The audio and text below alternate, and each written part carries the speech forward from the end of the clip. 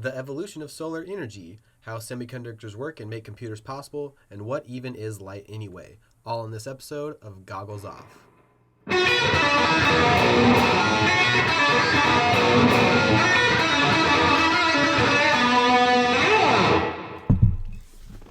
What's up, everybody? Welcome to this episode of Goggles Off. Today I'm joined by Brett Yurash. Brett, how are you today? I'm doing great. Thanks, Brandon. Awesome. So, Brett, you received your bachelor's in chemistry from Santa Clara University, and then your PhD from UCSB in materials chemistry. Yep. Awesome. So, can you tell me a little bit about the research you did while at UCSB? What the majority of your work was? What your focus was? Yeah. So very broadly, my research group was interested in studying organic semiconductors. And so organic in this sense is not meaning that it is grown without pesticides. Organic chemistry refers to molecules that are composed primarily of carbon, as well as other non-metals like nitrogen, fluorine, oxygen, whatever.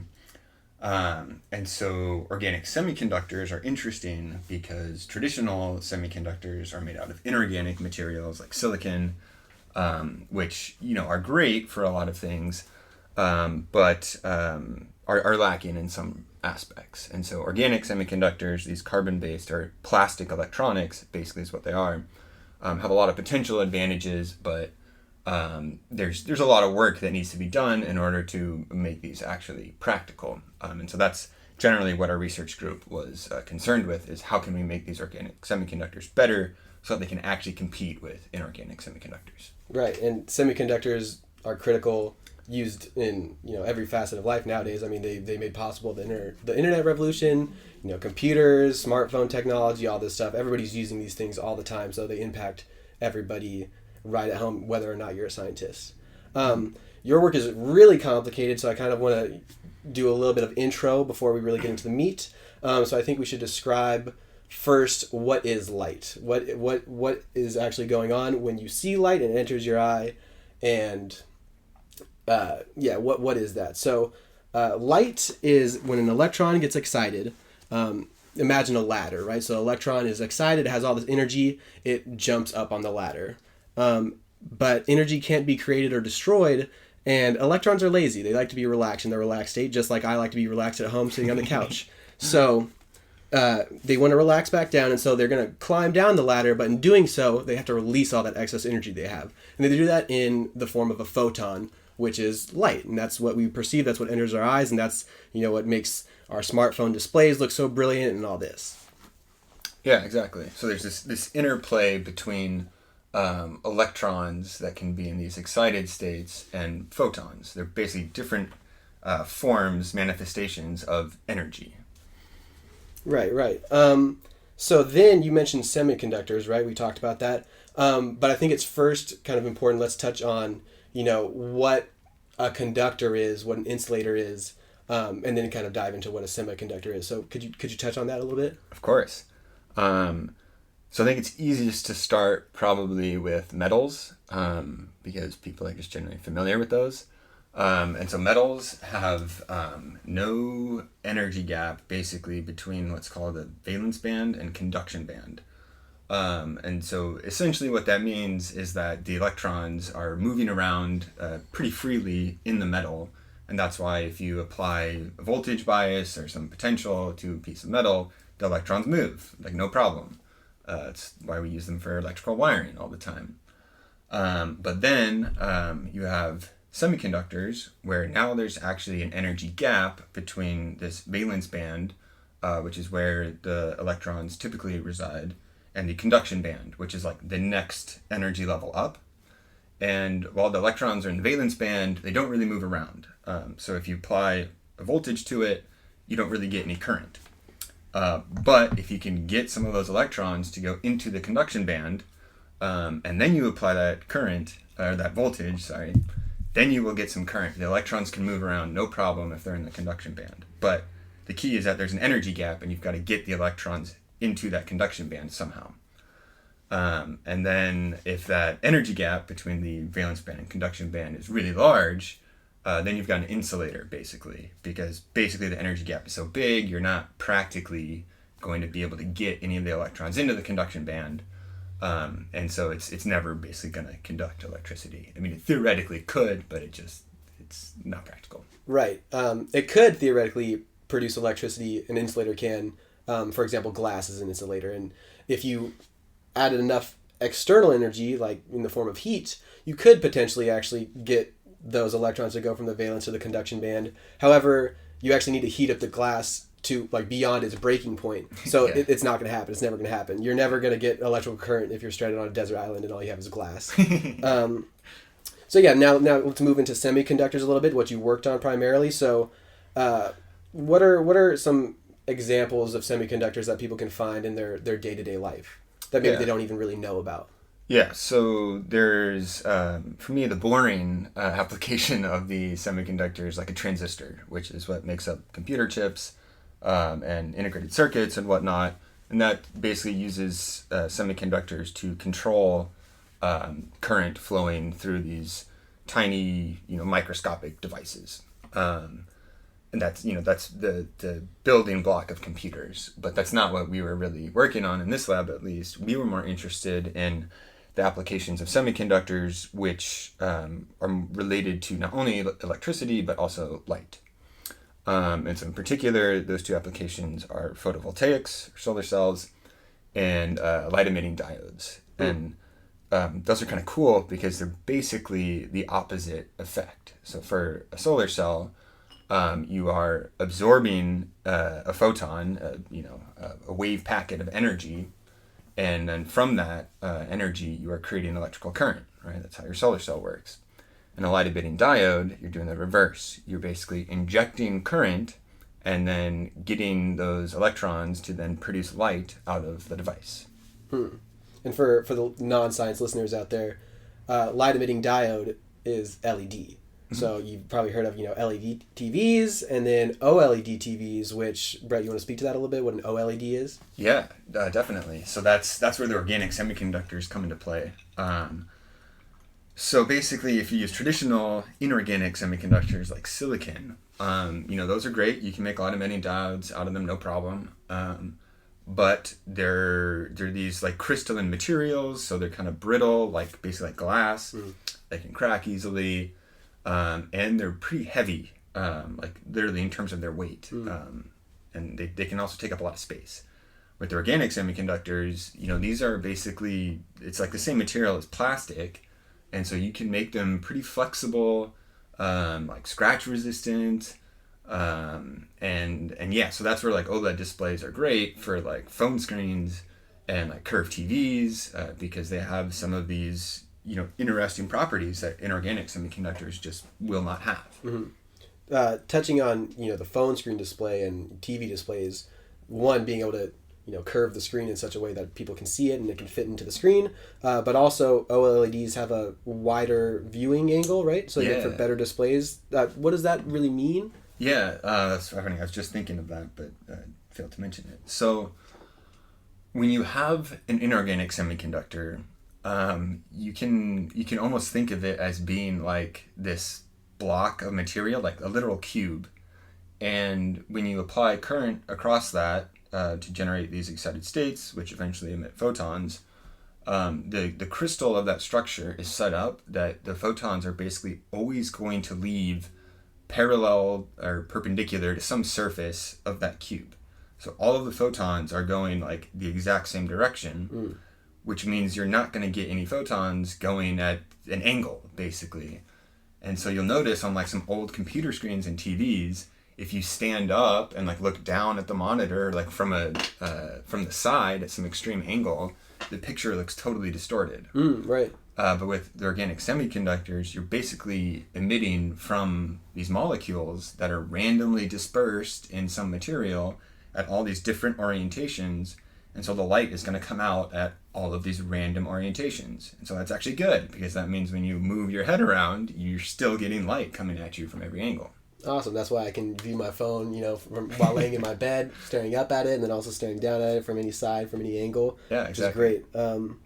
So you mentioned photovoltaics, right? So we talked about LEDs, but what can you touch on what a photovoltaic is? What kind of that is? Yeah.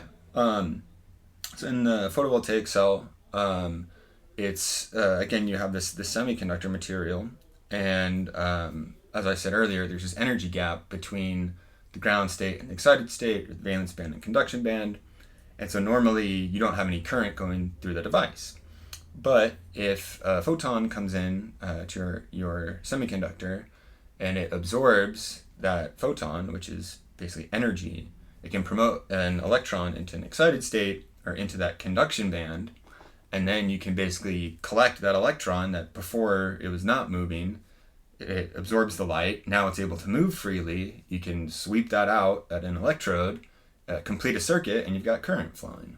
And so that's how you make a solar cell. So what's like a common example of a solar cell? Like silicon based things, I guess, would be. Yeah, the solar cells that you see on top of people's houses. I've seen they're even making like little ones that are like portable for charging your phone. Yeah. The uses I think for solar technology are growing because the technology is becoming more developed. But even still, one of the limitations is, I mean, you've probably seen this silicon solar cells. They're like these huge freaking panels that weigh a lot and they're hard to mount.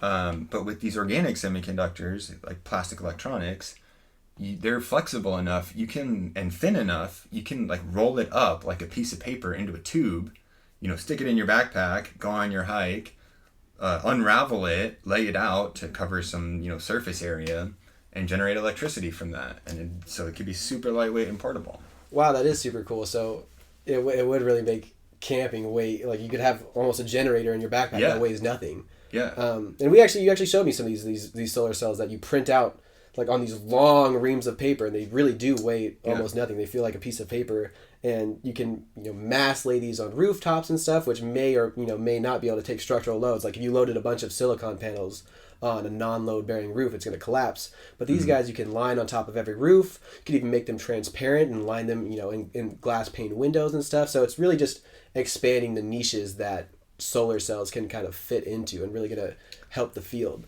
But do you think that organic solar cells could replace the silicon-based industry, or do you think they'll kind of work hand in hand to fill all the niches?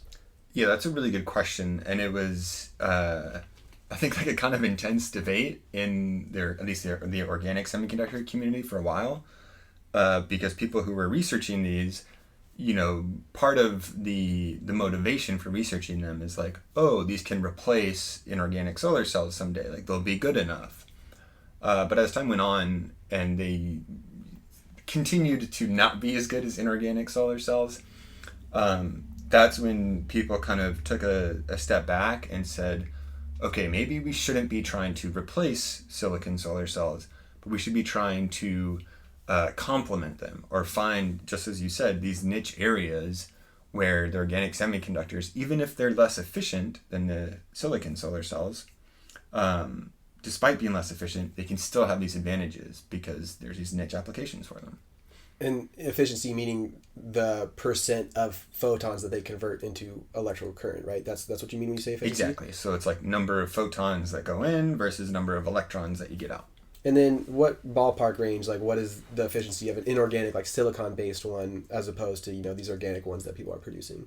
Yeah, so silicon, I want to say, is above 20. I don't think so. Commercial grade, I think, is around 25%. But that's weird because if you make these in a lab with these like very special procedures, you can get it up to like 30%, but it's just not commercially viable. And then if you use these other more specialized inorganic materials, you can get like over 50%, especially if you like stack them in a layer. So you can really increase the efficiency a lot with the inorganic method, but it's just not practical. Which again brings us back to the organic, even though their efficiencies are around, 15%, like at best, which is, quite a bit less than silicon. They're so much easier to make, and you can mass produce them so much more easily. It's like, okay, maybe the efficiency difference isn't that big of a deal. Mm-hmm. Right, and one thing that we haven't talked about, a limitation of the inorganic ones, is just the abundance of these heavy metal inorganics in the world as opposed to carbon, which is ubiquitous throughout nature. I mean, everything's made out of carbon, so Yeah. it's way easier, and we have more resources to draw and make these things from. So they could potentially be a lot better than the silicon panels, but I think using a combination of both definitely makes sense in the future, especially because the silicon market already has such a huge infrastructure already in place, right? So it's not like you're going to stop making Yeah, those. it's going to be too hard to knock that out completely. It doesn't make sense. Right. So your work was to improve on this technology, right? To improve on the photovoltaic technology and, LED technology. And in what ways are you kind of doing this? What was the approach there? Yeah, so the approach was the scientific method. No, but what we were really doing, so we weren't really a synthesis group, so we weren't necessarily making new molecules to then test out and see, oh, well, is this molecule better than that one for the solar cell or the light emitting diode or whatever. We were more of an analytical group, so we would take molecules other people made, basically, and just really studied the crap out of them and try to understand why does this one work better than that one, or what are the limitations in this molecule. Theoretically, how well could it perform? What's holding it back? So that was our approach. It was somewhat exploratory, but it was really trying to understand why, not necessarily like what molecule is better, but why is one better than the other, or worse than the other even.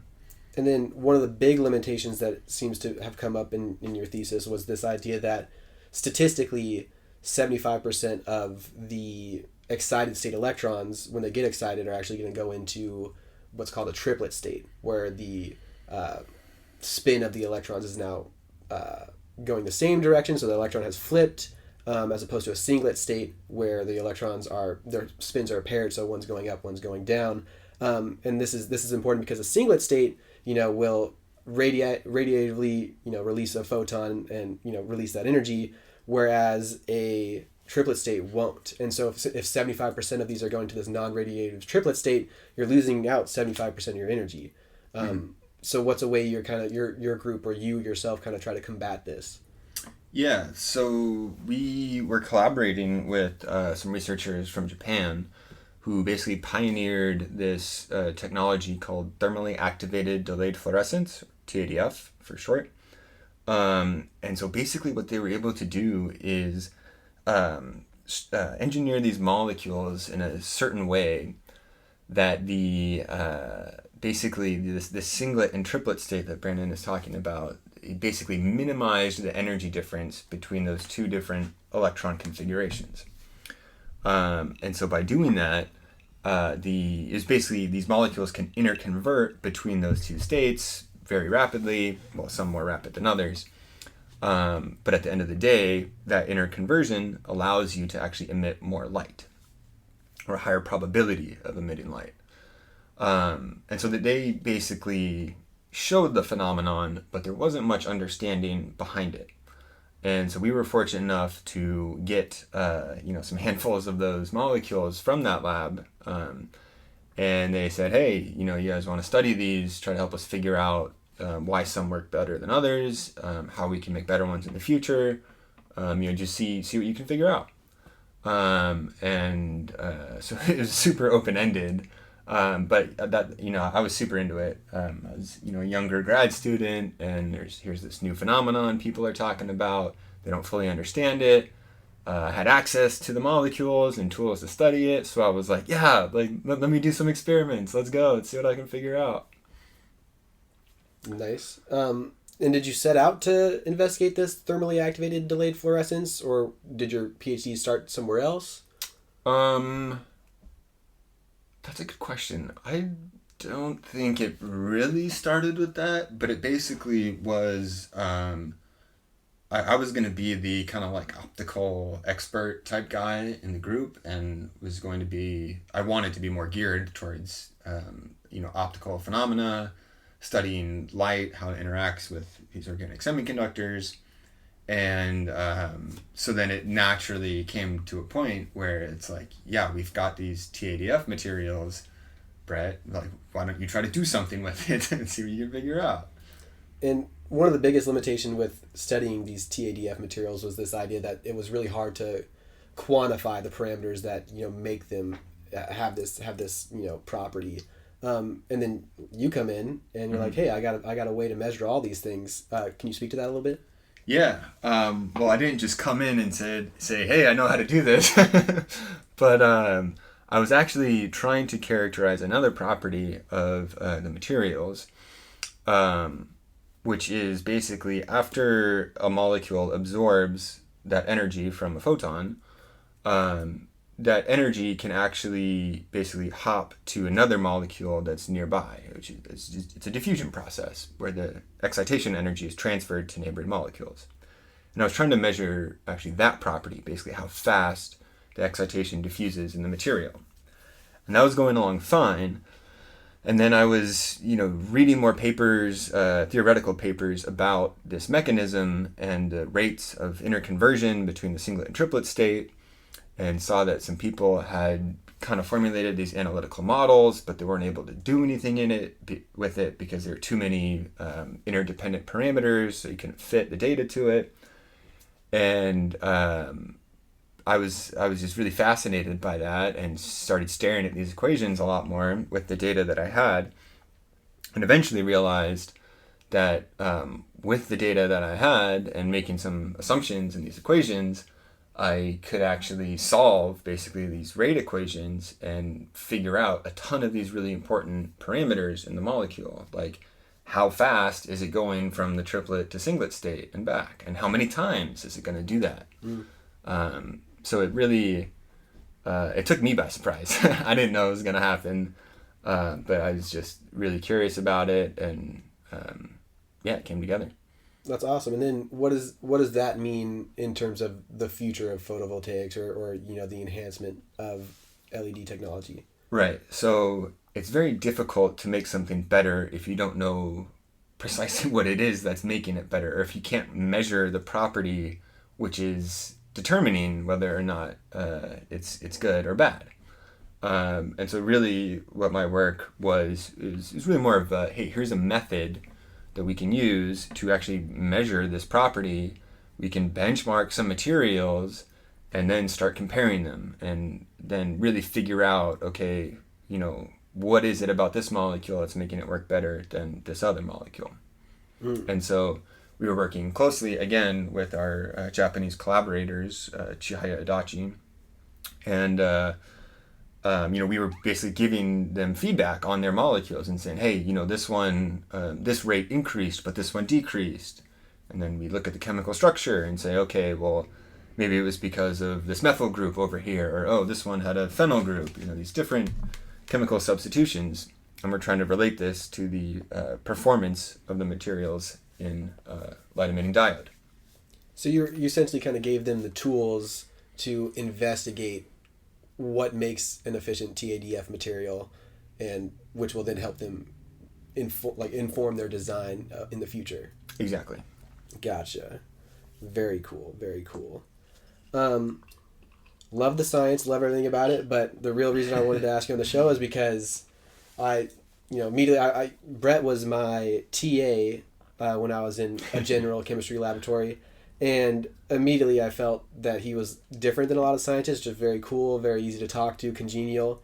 Oh, thanks, man. Yeah, of course. But I'm just kind of curious, a little bit more about your life and stuff and just who you are. So how did you get into science? Where did this passion come from? I mean, I know you're super passionate. I mean, I was on your LinkedIn earlier today, and you have this picture of you in a science, lab coat that says, "Give me science or give me death." Yeah. Very hardcore. And I'm just, what sparked that? Were you always interested in it? It was something you kind of discovered later in life? Yeah, I was definitely always, I think, scientifically minded from a young age. I was just always naturally curious about things, and I really wanted to understand why things were the way they were, how they worked, and whatnot. So I was, academically oriented from a young age. But then I think more in my teenage years, I like to blow things up, with fireworks, and did some, at-home little experiments, making explosives and whatnot. Redox chemistry. Yeah. But you know, as much as that was just fun, it also, you know, took some research on my part to figure out, you know, what am I doing? Is this safe or not? Is it going to be controlled? And understanding, you know, why it's happening. That was probably equally as exciting as actually doing the reaction and, you know, seeing the sparks and flames or whatever. So that was cool. And that definitely got me motivated to learn more about chemistry. Then I was also fascinated by drugs and pharmaceuticals, and just the idea that these tiny little molecules could have these profound effects in people's physiology or mental state of being. Like that was just too crazy for me to ignore. I just really wanted to understand more about that, like what's going on. And so that also drove me towards chemistry. Yeah, I mean, one thing that you kind of reminded me of when you said is just when I chose chemistry, it was just this idea that there's so much power there. Like, so you can do so much good for people, what, you know, with drug design, you know, with building rockets. There's just a wealth of knowledge that actually can advance mankind's, you know, situation in life and our everything that we have in our technology. And yeah, there's just so much power to unlock, and it just felt really, really cool and vastly interesting. Yeah. Were you always like good at science, or, you know, is math and science your strong subject, or are you kind of good at everything? I'm not going to toot my own horn. Yeah, well, in particularly chemistry. Well, I always thought that chemistry was the subject that wasn't so challenging for me that I struggled with it, but it was challenging enough to other people that I think I relatively excelled. Whereas physics just always came slowly to me in terms of physics courses, and biology just wasn't very stimulating to me. I hate math. I think I'm pretty good at it, but I don't like math. I'm sure you're in the top 1 percentile of math wizards in the world. Yeah, I'm sure you're very good at it. But I also hate math, but I do it all the time for my job. So do you have, like, you know, any advice for a young scientist or somebody similar to yourself that's, you know, interested or has this passion for science, but they don't really know, you know, what they want to do? You know, should they just follow what's most stimulating to them? What are some things they can do to kind of put themselves in the right position to get to be a successful scientist such as yourself? Yeah. Well, I think kind of like I was saying about how I kind of fell into chemistry because it was challenging, but also difficult. I mean, I was good at it, but it was challenging. And so I think it's important to, you know, try to be in a field where, you know, you're not the worst at it. You know, you don't want to do something that you're not good at. But at the same time, if it's too easy and not challenging, you're not going to be stimulated. I don't think that's going to be interesting enough. And so I think it's important to figure out, you know, what are you good enough at to be competent, but is challenging enough that there's a lot of room for growth. And I think that's what's going to keep you going. And that's one of the great things about science is that it doesn't end. There's always more to be done in science. It's not like, you know, you did the experiment. There are no more experiments left in the world. We're done. Close the book. There's always more out there. That actually cracks me up because when I was a kid, and I first kind of like started thinking about becoming a scientist and the notions of it, I learned what a PhD was, and how a PhD you have to have a new scientific contribution to the field or add something to the field that's novel. And as a kid, I'm just sitting there thinking, like, well, haven't we done everything? Yeah. And then I actually get into it, and it's like the amount that we don't know vastly, you know, outweighs what we do know. We basically know nothing, you know, so it's there's so much to do. If you're a young scientist out there, there's a project out there for you that'll be specific for you, and there's something to do for sure. Yeah. I would also like to say that maybe something that wasn't apparent to me immediately is actually the ability to express yourself like creatively through science. Definitely. There are a lot of different ways to accomplish like the same experiment. And science always needs, you know, a fresh angle, a fresh pair of eyes to look at some problem, because there are lots of different ways of solving the same problem. And so I think science can actually be a really great platform for creative people. That's not saying that you have to be a creative type person to do well in science. And it's definitely a different type of creativity, I think, than like artwork. But it gives you a lot of room to express yourself in different ways, and to find the solutions to problems in unique ways. And I think that's really cool that a lot of other fields don't offer. No, I totally agree. There is a level of creativity inherent to science that, maybe you wouldn't think of. You wouldn't think that science is as creative as art. And it is a totally different type of creativity, but you have to think about your problem and approach the problem in a way that you've come up with. You've created this approach, and everybody's going to approach it differently. It's like, and you might have an idea and someone's like, no, that's not going to work, but it does. And so it's interesting, and it's a way for you to kind of be creative in a way that really I don't think a lot of people get to experience, and it's really fun. I really love it. So what, aside from science, kind of, you got any hobbies? What do you like to do? I like playing rugby. Really? That's cool. Yeah, not playing at the moment, but I played during my undergrad, as well as a little bit during grad school. And that was just super fun. My parents never let me play football in high school because I was a bit smaller, and they thought I was going to get hurt. And they're like, "Oh, we got to save your precious brain." And I was very resentful of that. But rugby, that got the physical side out of me. And the level of camaraderie on the rugby field was just awesome. It was really cool to be a part of a rugby team and experience that. I didn't play in college or anything. I played a couple games though, or matches or whatever you would call it. Just my girlfriend at the time was like, "Oh, you should try some clubs and stuff." So I went to the club rugby team at UCSB and checked it out. Ended up not doing it just because of financial situation at the time. It required a lot of money, but it was so fun, incredibly fun. It was like, a blend of, soccer and American football, where, there was the physical aspect of it where you tackle and, explode, but there was also just the nonstop going that I think comes with soccer, right? It's a ton of running. It's insane. It's an insane sport. Oh my gosh, those guys must be the fittest on the planet because it's just absolutely crazy. Yeah. So you just got the brain and the brawn, I guess. I wasn't that good. That's awesome. I was reading over your thesis that you sent me, and one of the things that I thought that was kind of weird, not weird, but just interesting, was this award you got for mythology. What is that? What was that about?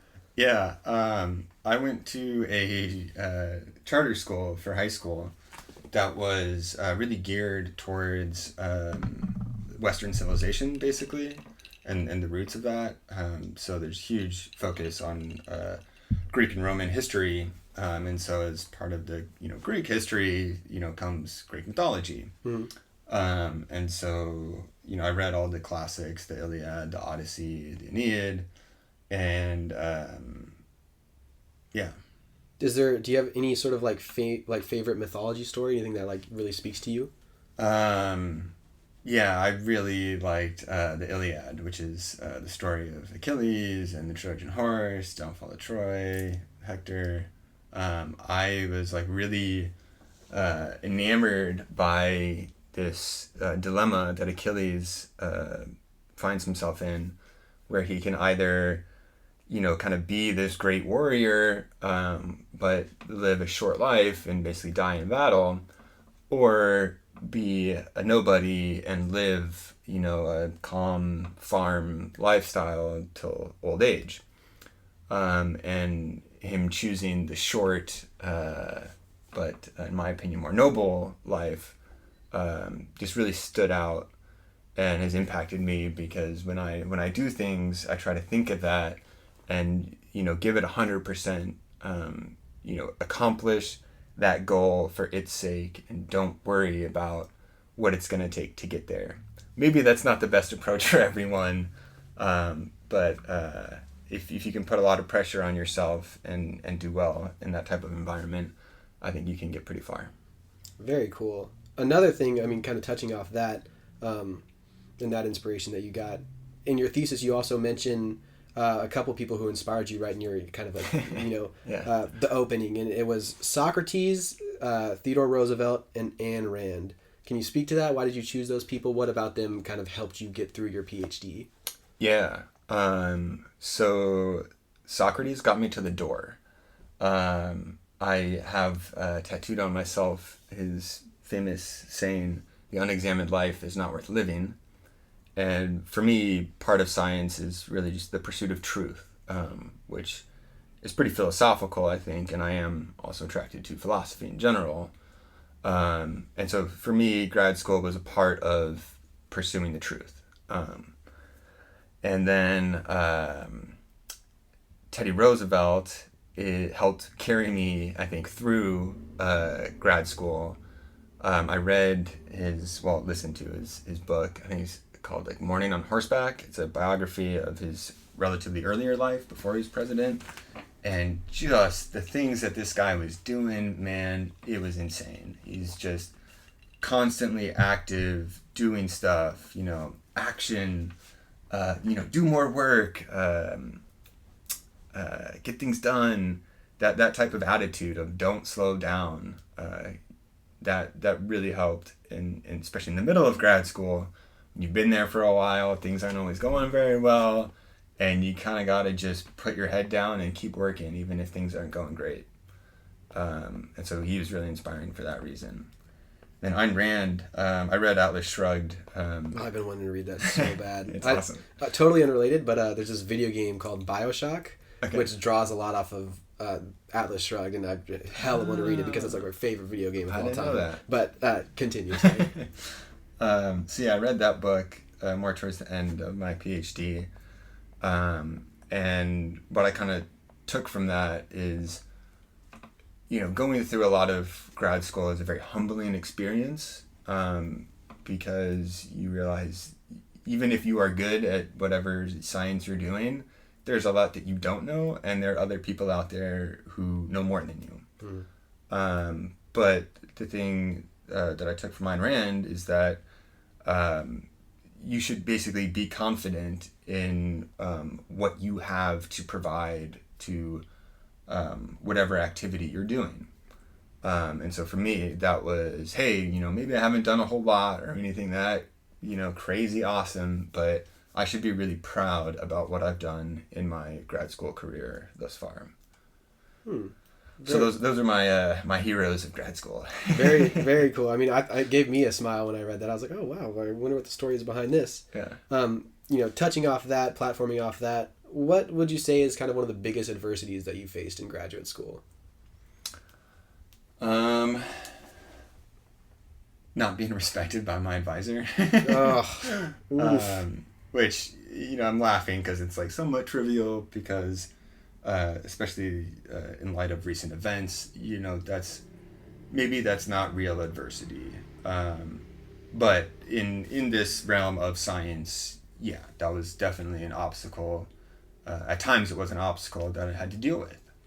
And I think I actually learned a lot from it. I think my advisor was particularly hard-headed, maybe you could say. I'm not sure what the right word is. But, oh man, did I learn a ton about like how to deal with people, especially like a boss, and your choice of words and the way that you present the data. You have to kind of carefully construct it in a way to generate a constructive conversation. You can't just, barge in and start showing, whatever results from some experiment and expect to have a meaningful conversation right after that. Like, you have to put in the work and think about how you're going to present this in order to have a constructive dialogue afterwards. So I definitely learned a lot from that. It's kind of funny. Because I actually also have a small relationship with your advisor. Yeah. I came to Brett when I was, I think, a junior or finishing up my sophomore year of college, really thirsty to get into a research lab and really actually start doing science. And, inquired with him, what's the way to do it? How do you make this happen? And he told me the most important thing is to get into a lab and start researching. And he's like, I could really use somebody to help me out with my project. You should reach out to my advisor, this and that, and we'll see if we can get you in.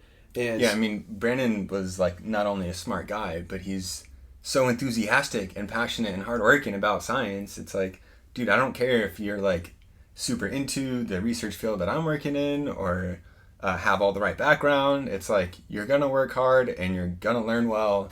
So like, please, please, please, I hope I can get this guy to work for me. Right. And then so Brett gave me some advice that I should read all these papers and then reach out to the professor and, demonstrate a thorough understanding of what I read and ask some questions that, could spark a conversation, and hopefully that would get her interested in me enough to give me a position in the lab. Ultimately, it didn't work out. No hard feelings there because I ended up doing research in another lab. I have hard feelings. he has hard feelings because I could have definitely helped you out a lot, but unfortunately that didn't happen. But something really great that came out of that was that you told me this process of how to actually approach a professor and how to get your foot in the door and actually get on their radar. And though it didn't work out for me that time, I used it to get into my other lab, in Irene Chen's lab, and then it kind of was a pay it forward kind of thing because 10 or 15 people approached me as I was, in a research lab years later, and they're like, Brandon, like, how do I get into a research lab? What do I need to do? And I was able to actually give them the same advice that you gave me, and it worked out most of the time. And now these people are, they did research in undergraduate. Now they're also pursuing graduate studies, and it's just, it's really kind of this mentorship chain that really started with you and kind of sparked an interest in me to get really involved in research. And then I got a bunch of people involved in research. And I think it's important for scientists to help each other out and always have each other's backs. Yeah, thanks, man. That's awesome and super rewarding to hear that. I guess my efforts or my encouragement of other people has not gone unnoticed. Yeah, I didn't think I'm sure you didn't really think that it would spark a bunch of people to get into labs, but it really did. Like, I really took that advice, that exact same email you sent me, and I would send it out to people like, this is what you need to do, this is how you get in. And the biggest thing into getting into graduate school afterwards or getting a job in science is having research experience, right? And it's kind of hard to get that unless you do that in undergraduate. So definitely helped me out and helped a lot of people out. So kudos to you. Yeah, I will also say on that note, I knew a lot of grad students who would not take the time of day to give advice to, whatever undergraduate student asked them some question about whatever.